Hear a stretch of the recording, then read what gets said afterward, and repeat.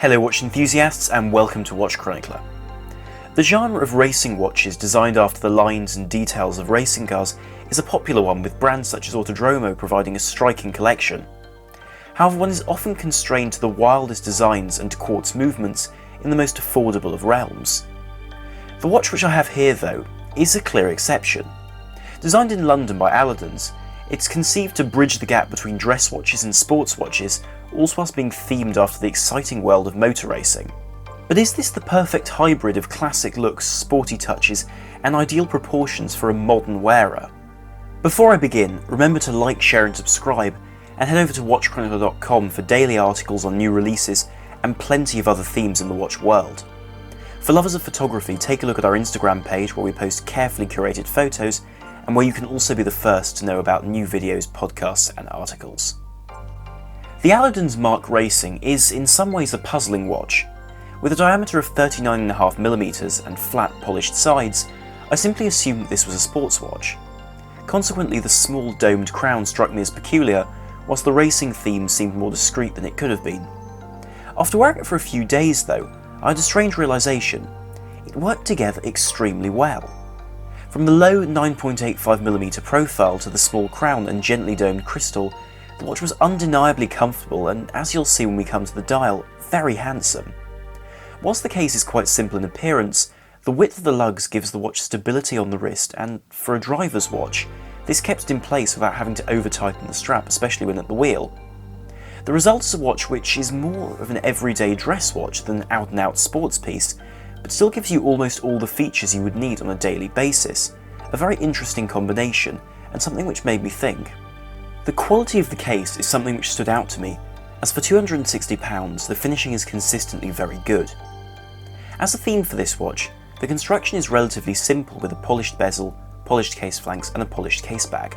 However, details keep it interesting, thanks to brushing not only on the lugs, but also around the case back rim, something which you only notice when you inspect it closely. One also sees a case back which doesn't have any heavy dome or heavy embossing, but instead a deep engraving so as to keep its slim profile. Of course, I do have some reservations, such as the 50m water resistance being a tad low for a watch with these dimensions, and also the crown being unsigned, yet the simple quality of the build makes wearing it a surprising and enjoyable experience. In short, it seems that money has been spent on just the right parts of this piece. Looking at the front of the watch, we're given a very high dial to case ratio, as the front of the watch is dominated by the display of the time. With this design choice, any case details reminiscent of other brands are blown away by a thoroughly different frontal shape. To emphasise this is an extremely delicately box-domed sapphire crystal, which protrudes far less than most vintage-inspired watches. Instead, it rises out of the case before smoothing off so as to give a lovely, delicate form. In this way, Alludens haven't used a domed crystal to give a vintage style, but have instead used it for its stylistic side. Under the crystal is a dial which gives a similar geometrical and cool appearance to previous designs from this brand. Importantly, this watch isn't too overtly inspired by racing, which allows greater emphasis to go to particular details without a stylistic reliance on those cars. The base of the dial is matte black, whilst text is kept to a fair minimum and in perfect harmony with the colours present. The Alludens logo is quite interestingly raised by the quality of the printing, despite not actually being applied to the surface of the dial in metal, whilst the rest of the text present remains quite subdued in grey.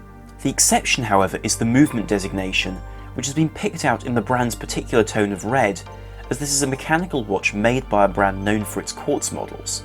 Aside from this, the dial is excellent quality, yet amongst a simple design, the details stand out in much the same way as on the case.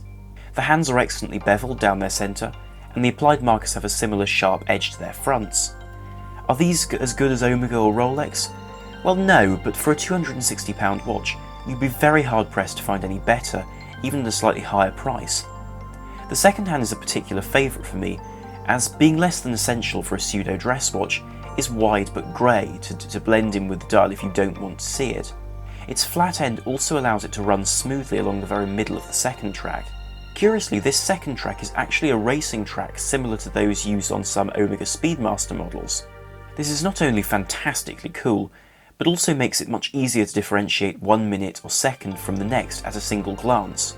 The result, with a very substantial application of lume, is about the perfect watch to use for keeping track of time during a long drive or road trip. Speaking of luminescence, with the exception of the trademark red marker at 12 which is repeated across the dial, the hands and markers are filled with a very even layer of BGW9 superluminova. This gives a modern blue glow for a very reasonable few hours. Again, this is an appealing balance of sport and dress with a decidedly functional streak.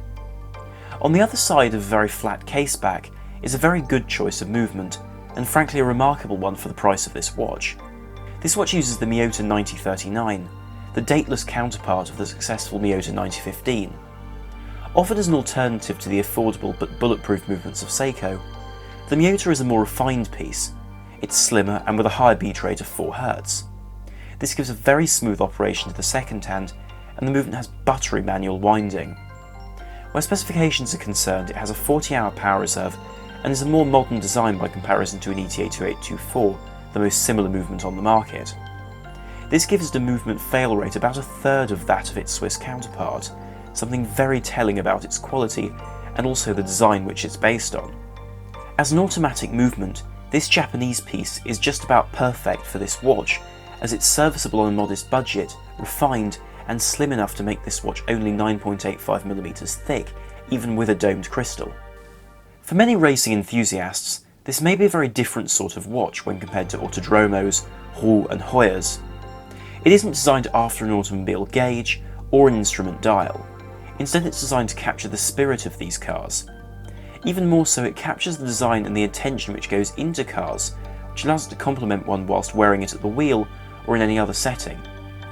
So this isn't a watch for everyone, but if you enjoy modest but very pointed design, as well as months of work to create just the right case design, this could be a very appealing choice, especially if you enjoy cars and you enjoy the historical aspects and the details which appear in this watch's design.